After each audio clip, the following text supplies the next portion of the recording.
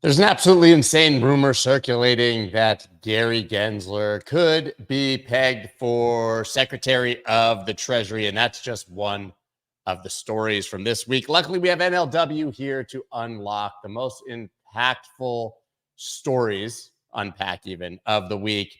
It's the Friday Five, guys. I've got on my McLaren hat. You'll see he's got his Mercedes hat. We have dueling hats to keep it interesting. Let's go. Let's go.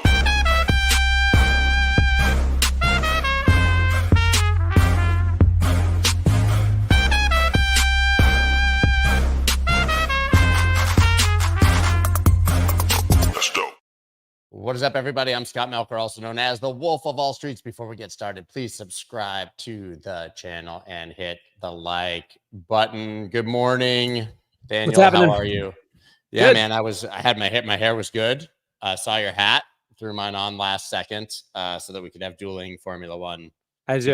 I had to wear this hat because the only other hat I have around is I got it Consensus, I think, and it's some crypto company that I have no idea what it is. So it's a great hat, but I can't, Oh, if you put the hat on and then yeah, they like rug pull next week or something, I know. Then I'm getting a caller from Gary Gensler. That's right. You'll be getting the call from Gary Gensler. But before we dig into crypto, politics, Gensler, etc., first story of the day: U.S. added 818,000 fewer jobs than thought, adding to concerns about the economy. So, of course, this ties into the fact that Jerome Powell speaking at Jackson Hole today. I think all eyes on the Fed, people looking for hints as to what he's going to do as far as rate cuts. Seems baked in that we're going to get at least 25 bips in September, but also leads to a debate as to whether we can believe the data, whether this was cooked purposely to make the economy look stronger. I mean, this amounts to basically 68,000 jobs per report. And those were strong reports because they beat by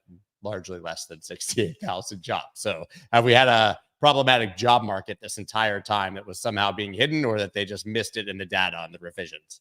Yeah, I mean, so a couple things. So one, even with these revisions, it still doesn't show the jobs market declining or anything. It's just growing at a slower rate than they had thought.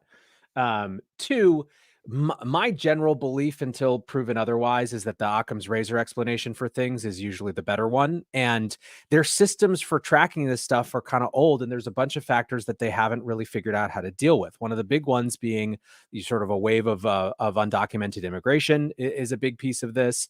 There are questions sort of coming off of COVID. Like, they're basically, I think that to the extent that we're worried about something, it's probably better to be worried about how inadequate the models are than about them specifically cooking the books. That being said, the reason that the market didn't bat an eye at this is that it really is just the last piece of cloud cover to both let Powell finally kind of move to the rate cut cycle, but also make it so that he just can't delay any longer. The one sort of lingering thing out there was, if the jobs market, continues to be strong, I have as much time as I need before I start this cutting cycle. As you and I have discussed on the show before, I think Powell has a really strong sense that once he starts cutting, there is no going back, that we are officially in a different cycle time. And so he's wanted to sort of control that starting point, because it's kind of like the last piece of control he has. So, for the market, this was just like the confirmation that it's actually finally really going to happen in September.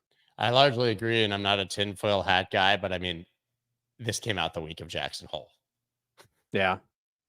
Well, it's interesting. We'll see what he says. He's speaking in a couple hours, right? And Yeah. The question will be how much he decides to focus on right now versus the sort of big picture stuff over the course of the next year. Yeah, listen, if I had to make a prediction, he'll say all the same things that he's been saying, and he'll allude to the fact that we're getting close, and will not tip his hat to the idea that we would get more than 25 bits or what will happen in the future. I mean, I wouldn't be surprised to see us get a small rate hike in September, and then kind of a pause, and then another small rate hike down the road. He does have to keep going. There's no more tightening, but he doesn't have to knock off, 6 rate hikes in the next 6 months, as the market's maybe expecting. Yeah. The market is clearly proven themselves to be not good at guessing how slow he's willing to go. Yeah. I mean, the second we get the hint that it's really happening, which I think consensus is basically 100% now that we'll get a cut in September. Now we're doing the same thing, which is predicting how many and how fast, which I have a feeling will be wildly, wildly wrong. Yeah, it's fascinating to watch how group thinking markets are. So obviously I spent a lot of time in the AI side of things as well, and for the last 3 months especially, there's been growing. Wall Street is finally asking itself whether there's sort of a bubble in the prices of AI related stocks, right? Whether valuations have gone too far too fast, and it's so obviously connected to the fact that the cut cycle is coming up. If you look at the AI hype on Wall Street, it has been 100% exactly time correlated with the rate hiking cycle, right? ChatGPT came out in November 2022. Wall Street needed a narrative to keep itself excited when cuts were, or when hikes, was going through this incredibly fast hiking cycle. AI enthusiasm sustained it for years and years and years. And now we're at the point where there's finally cuts coming again. So it doesn't need AI anymore. So it's jettisoning it. It's fascinating to watch the sort of meta dynamics of how investors, convince themselves of what's important at any given time. Well, I hope he doesn't sneeze left instead of sneezing right, because then the market could absolutely dump when it should have pumped, because we all know that we need to know his tone, his actions, and everything when he speaks. I'm hoping that this finally gives us some clarity and we won't have to do too many conversations about Jerome Powell in the future. Another thing I'm hoping we don't have to have too many conversations about in the future, but I have a feeling I'm not going to get that wish. The Democrats exclude Bitcoin and crypto from 2024 platform, aligning with past hostility. I take a bit of I don't know about the second line there, aligning with past hostility. I think there's an argument to be made here that maybe it's just not a big enough issue for them yet, because they're still trying to figure out how they feel about literally every issue in America and probably haven't gotten to crypto yet. But then you get this sort of counter narrative that Harris supports policies to expand crypto industry. One of her aides saying this, coming from Brian Nelson, part of her campaign team. So not in the platform like it was obviously in the Republican platform, but still during this time of the DNC 2 days ago, getting at least a story leaked that she may expand the industry or be more favorable to the industry. It never ends here. Yeah, I mean, listen, the platform was weird in general. The platform didn't even feel the need to change out the name of positions of Biden and Harris in it. So there's clearly weird process when it comes to the DNC platform. It was locked before Biden dropped out. So I think an expectation that there was going to be anything different there is probably a mistaken expectation. I think a very reasonable critique at this point is the Democrats are clearly signaling that they don't care enough about this issue to make it an issue, right? And at least not really. Maybe they care enough to do sort of winks and nods through Brian Nelson to the press, but there's a clear difference in the prioritization of the issue, and I think that's a reasonable thing to take. I think extrapolating the sort of the position from this administration forward is on slightly shakier ground, just in the sense that there's a lot yet to come in terms of what the actual policies and the personnel will be.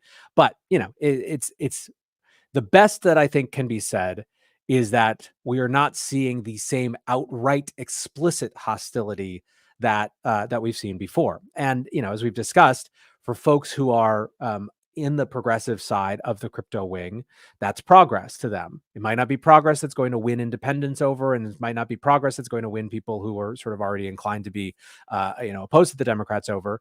But for those who are, invested in the party and invested in the sort of progressive movement, there's some progress being made. Yeah, and a lot of people pointing to the fact that the greatest applause at the DNC was for one Elizabeth Warren.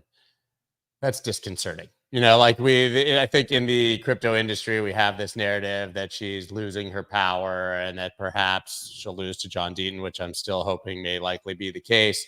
But it's very clear that there's no major shift in the status quo where the crypto narrative comes from in the party. And for better or for worse, the party in power always has the downside of having to actually govern and do something. Right. Yep. One party can say a lot of things and then they have 4 years to either do them or not. If you're actually in power, you have to do something. I don't believe a single word of any of this. I don't think this is even on her radar. I think maybe there's a narrative coming down the road in a few months when they need it for the election, but I don't believe them. I just don't believe them yet. There's no reason to. right? I love that people that are saying in the comments that my left bias is coming out. I don't believe her for a second, if that helps you guys.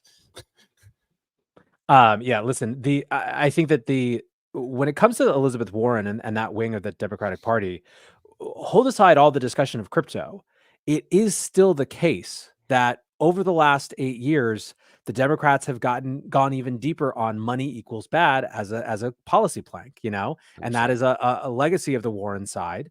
But it's also, Bernie and Warren were two of the biggest candidates, a few over the last couple cycles. There's a huge portion of the Democratic base that has been conditioned to think money equals bad. And when Elizabeth Warren first started talking about crypto, it was very clear that for her, it was just another money thing. And screw all of your conversations about it being technology and innovation and rights and anything like that. It was just people who like making money, making more money, and money equals bad. So crypto equals bad. And that's been the calculus the entire time. There's really not more complicated than that. And until money doesn't equal bad again, there's always going to be some amount of hostility. So, it's a challenging battle. Like, I don't envy the position of people who are highly invested in trying to sort of drive that party to the place where they want it to be. It's a very tough challenge. Not on the docket, but what do you make of RFK likely dropping out today, and then the reports that he could endorse Trump? I have no idea, man. I think that the dropout is the dropout is obvious. Look, this is, the last sort of real third party candidate that could take meaningful percentage that we had in American politics was Ross Perot. And that feels like a million trillion years ago. Everyone else has been a spoiler. And one thing that you can't say about RFK is he was not in this to be Dennis Kucinich or be a spoiler. He wanted to drag the conversation in places that he thought were important. He had moments where there were sort of like, there are scenarios that we could concoct where he was a real credible contender as a third party candidate based on how things played out. It didn't play out that way. So he's recalibrating. In terms of what it means for Trump versus the Democrats, I think that RFK's separation from the Democrats, I don't know. I don't think that he's been dragging a lot of them, over with him. The question, I guess, is more sort of, are independents going to be more inclined to move over to Trump? I tend to think that at this point, with the choice between Trump and Kamala, like, people are pretty well made up in their minds, and where RFK goes isn't going to really shape that too much. But that's just my guess. Yeah, I mean, listen, I supported the guy, and existentially, I just like the idea of having a third option, right? Mhm. Whether it's a viable one or not. And I think You just anyone in the described United States, why Bitcoin exists. that's right. And, I live in a state where my vote is utterly irrelevant, whether I'd like to think otherwise or not. It's interesting. I interviewed him right before Bitcoin Nashville live, on the Wednesday before his speech on Friday. I haven't really told this story. I wasn't supposed to, but now there's really no downside. In our interview, which was live, he said something about Donald Trump. And then he said, who's very, very likely to become the next president, and continued on with his speech. And I start getting all these DMs. Did he just say that? Like, this guy's supposed to be raising money. He wants to run for president. He's calling one of the other candidates who's had negative things about the likely next president. And then 3 hours later, the campaign requested that we take it all down, and edited that part out and put the interview back up. So he clearly, like, there were plans. And then there was a conversation somebody had that night, somebody very close to me, with his son, that said, listen, whoever wins, or whichever way he thinks the tide is going, he's going to angle for a position, in the cabinet. And that was when it was still Biden. And I think when it went to Harris, that probably no longer was on the table. And, I think he's going to probably end up as Health and Human Services, something like that, for Trump. But I think that this was a long time coming, is the way to say that. I think months ago he was already sort of angling, and, it is what it is. But I really just hate that we have only a two-party system, regardless of your politics. I think everybody can cheer for the fact that we should one day have a viable third-party candidate. I mean, it's the good news is that it's getting closer, right? Independents are officially the most important voting bloc, and the competition for independents is still Democrat versus Republican, trying to peel them over, but we saw glimpses with this campaign of there being, more possibilities. It would just take the right person. If you had the right person leaning into a sort of a different approach in the middle, I think that there's a lot that could happen. There's certainly the level of frustration with the political system necessary to break from old norms. So we'll see. Well, I will say, if he does offer an endorsement and does end up even rumored to be a cabinet position, that is one more legitimate pro Bitcoin person in the government. Absolutely. So, Yep. yeah, we could take that as a silver lining regardless. The next story of the day, Mt. Gox moved 700 million in Bitcoin.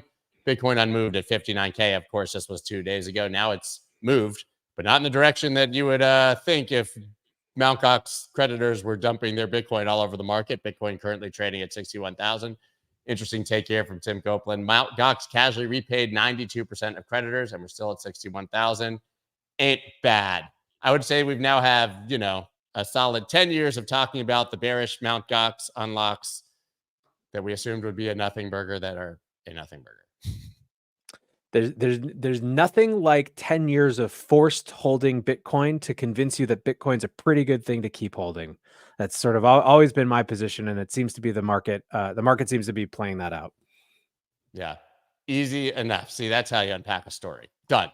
Next, Dow behind Mango Markets votes for SEC settlement. To be honest, this one wasn't highly on my radar. Obviously, Mango Markets has been Eisenberg. What's his name, right? Abraham Eisenberg, yep. Abraham Eisenberg, being charged by effectively everyone. But this is a small settlement specifically with the SEC of the civil side for $223,228. What does this mean sort of for the market, for DeFi, and for Mango Markets specifically? Kind of nothing for all of those. The thing that was interesting about this to me is, part of the weirdness around DAOs has been this question perpetually of how separate from the legal system actually are they, right? This has been a lot of the last couple of years has been are DAOs just weird LLCs? Are they, how do you plug them into the system? And these are questions that remain unresolved. And so, DAOs as a viable alternative structure, I think there's still a lot of questions there. What was interesting about this is that I think this is the first time that we've seen the members of a DAO vote on a legal action like this, the DAO voting being used for this particular purpose. And so it's kind of an interesting glimpse into, what the future might hold. Now, that said, this is a situation where the SEC has, picked a target that can't defend itself in any meaningful way. And so there's never really a question about whether, if a bunch of rogue members decided to vote not to accept the settlement, I don't know what the hell would, they think would happen. So it's not actually all that interesting in that sense, but just the fact that it's sort of this two systems that are very different from one another, trying to figure out how to interact, I think is maybe a little bit of a preview of the future, depending on how things shake out. Absolutely. I mean, it's clear the SEC hasn't stopped, I think, also, right? I mean, it's a small settlement, but par for the course as far as crypto versus the SEC. Here's the story that we had in the title, Insane Rumor, Gensler Treasury. So, scoop, Kamala Harris likely to nominate Gary Gensler as Treasury Secretary if elected. Senate sources, this is from the Washington Reporter. We don't know if this is true or not. We do know that Gary Gensler always wanted the job of Secretary of the Treasury, so it's a highly believable rumor that was put out there. But we also know that there's an easy rumor to spread if you want to just make the Democrats look stupid. We immediately had about that Gary Gensler for Treasury story, obviously coming off Caitlin Long saying she spoke to multiple Democrats immediately, and it was not true. Sheila Warren saying, I spoke to multiple Republicans. Not true. And when asked for sources, we got this guy. Source, I made it up. So what do we make of this? Because there's a lot to unpack. Whether it's true or not, it's telling how quickly it spread and how much people wanted to believe it. Yeah, so a couple things. One, the sourcing is not just dubious. It's just literally the headline doesn't actually match even what the fucking article says. Excuse my language. Like the article basically says that the only way that Gary wouldn't act in a certain way was if he was Treasury. Like it just is so separate from the actual headline. This, I don't know where the word likely came from, but it's basically journalistic malpractice. Now, the Washington Reporter is effectively a blog, like for conservative causes. It's not really like, it's not a newspaper or anything like that. So, okay. So let's take it for granted that the subject matter is very dubious. I think that there are two, a few different possibilities about why it would spread like such wildfire. One is if there was more of this going on behind the scenes, right? Like this particular sourcing wasn't particularly, notable, but because this was bubbling in lots of places, this is just the one that broke through. That's one possibility. A second possibility is that it is just a representation of the general nervousness and shell shock of this industry. And I think this one is probably a lot more likely that, there are, if you look at the camps who are kind of examining what a Harris administration might look like, there are those who are convinced that it's going to be a repeat, Operation Choke Point 2.0, 2.0, and just the same thing over again, for whom this would be the greatest confirmation of that. There are people who are desperately hoping that that's not going to be the case, for whom this would be the single biggest contradictor of their hope system, and so they're interested in it because it's the scariest thing that could possibly happen in some ways. And so I think that in a lot of ways, the speed with which this whipped around is mostly reflective of just the fact that we are, for the next couple months, stuck in a position where we're, holding on to our hats and waiting to see what happens, with almost no control to shape the outcomes. We are much more than this industry is used to, subject to what happens completely outside of our control. And that's an uncomfortable place to be. And it leads to a lot of, rampant speculation about rumors. So I don't know. That's my take, at least. Yeah. I mean, when you read the article, it goes on to talk about the CLO of Paradigm, who literally has nothing to do with the government, floating the possibility of a Gensler plan, which would leave him putting Carolyn Crenshaw, who's anti-crypto, into the SEC as he steps down, and making sure that all of his cronies are at the SEC. I mean, it just so much conspiracy theory in one article. It's pretty wild. But to your point, it's highly believable. I would say this. Listen, I would rather have Gary Gensler. If you're a crypto-only person, Gary Gensler at the Treasury is probably better than Gary Gensler at the SEC. Ooh, I'm gonna take the other side of that. No, because he ruins the economy and Bitcoin goes up, right? Because it's such a train wreck that it's the reason that we have a crypto. I'm just kidding. But yes, I don't think anybody wants Gary Gensler at the Department of the Treasury, but we certainly want him outside of the chairman of the SEC, but not if he just puts in one of his cronies. The final story we have today, Donald Trump, and it kind of actually goes back to the RFK question, who's going to be helping him along and in control. Howard Lutnick, Linda McMahon to chair Trump transition team. Obviously, Vance, Trump's sons, Eric and Don, who announced their crypto platform this week, by the way, which Trump endorsed on Truth Social, will be leading the team. This is meaningful to crypto because Howard Lutnick is the CEO of Cantor Fitzgerald. They have come out very pro-Bitcoin, say they own a shitload, and also have said that they custody Tether and have basically put all the Tether FUD about backing to rest. So Lutnick was one of the superstars of Bitcoin Nashville, gave an incredible speech.